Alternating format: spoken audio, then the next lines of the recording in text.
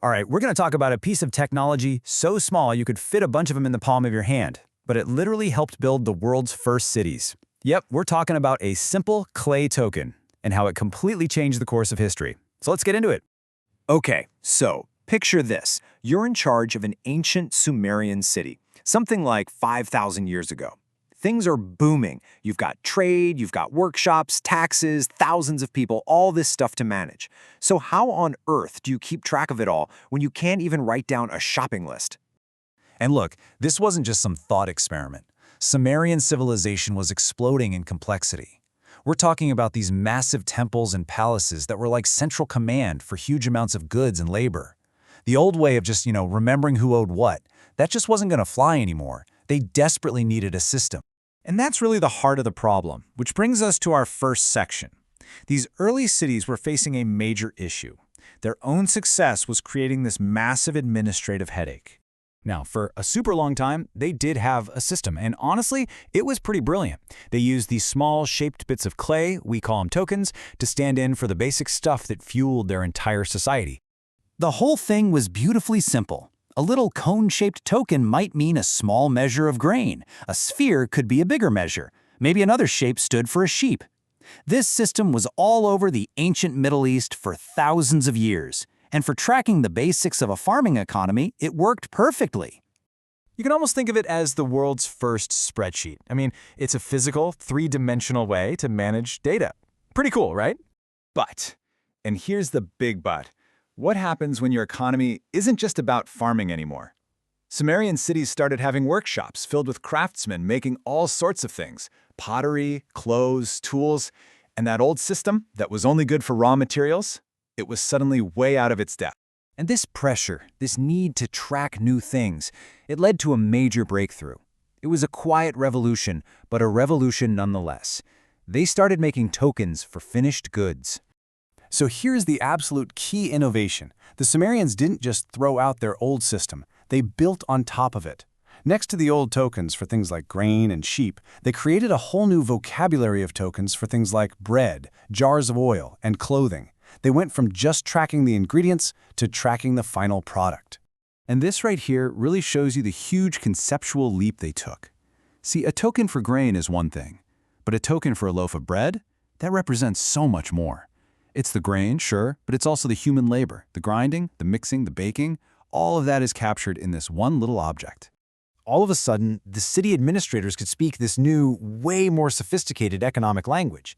They could keep track of textiles from weavers, tools from smiths, prepared foods, the whole shebang.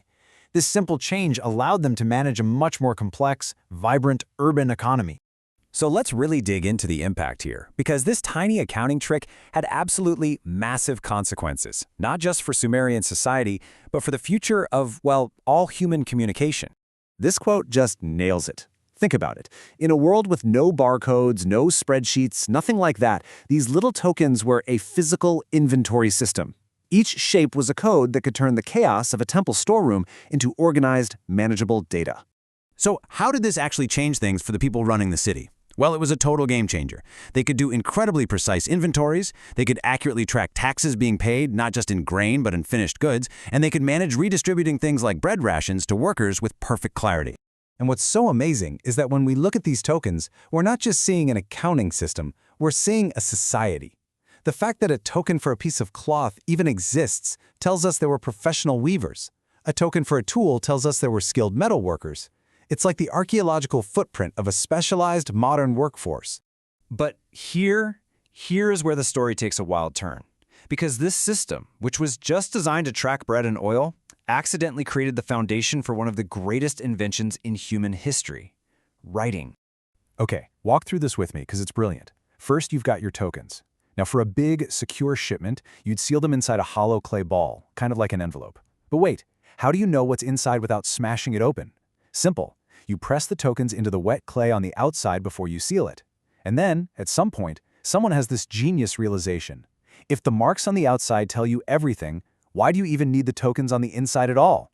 You can just make the marks on a flat piece of clay. And just like that, poof! Physical objects became abstract symbols. It became writing. Which really brings us full circle to the incredible legacy of this journey, the path from a simple piece of clay to the very idea of symbolic code. At the end of the day, this is the core idea, the huge intellectual breakthrough, symbolic representation. The concept that one thing, a sign, a token, a mark on a page, can stand for something else in a way that everyone agrees on. That is the fundamental principle behind everything from accounting to math to computer code. And it all kicked off over 5,000 years ago with these tiny clay objects that were just trying to solve a practical problem. And in solving it, they helped build one of the first great civilizations on the planet. And I think, ultimately, the story of the token is this powerful reminder that history isn't just about kings and battles.